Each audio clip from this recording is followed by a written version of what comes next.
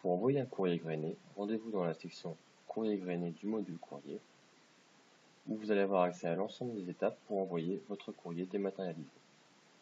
La première étape, vous avez plusieurs options, soit de télécharger un document avec l'entête de votre entreprise, télécharger un modèle de lettres classique, ou envoyer un document que vous avez déjà préparé sur votre ordinateur. Pour ma part, j'ai déjà un document de prêt, donc je vais choisir cette option.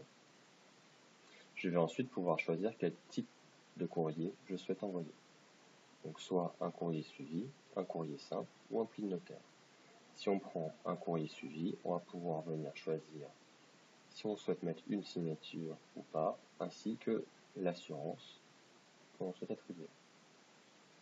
Je vais choisir un courrier simple. Pour le courrier simple, je vais choisir si je souhaite l'envoyer en économique ou en normal. Je vais choisir normal. Pour la finition, je vais choisir en couleur et le type d'impression recto. Une fois cela fait, je passe à l'étape suivante où on va venir uploader le document, soit en le glissant en déposant dans la zone depuis votre dossier, soit en le sélectionnant via l'explorateur.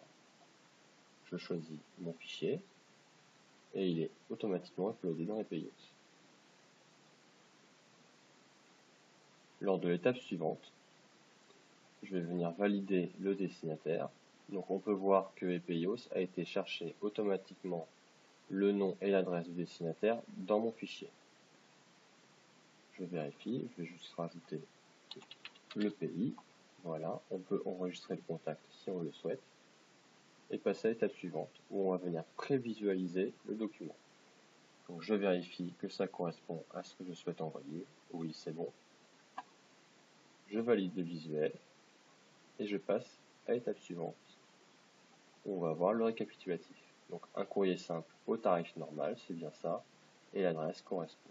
Je peux valider mon envoi. Il y a un petit temps de chargement, le temps que les informations soient envoyées.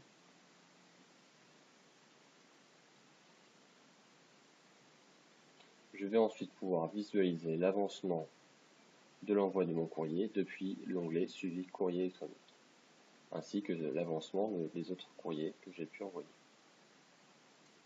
Vous pouvez ensuite retourner dans l'onglet Envoi pour réitérer l'opération.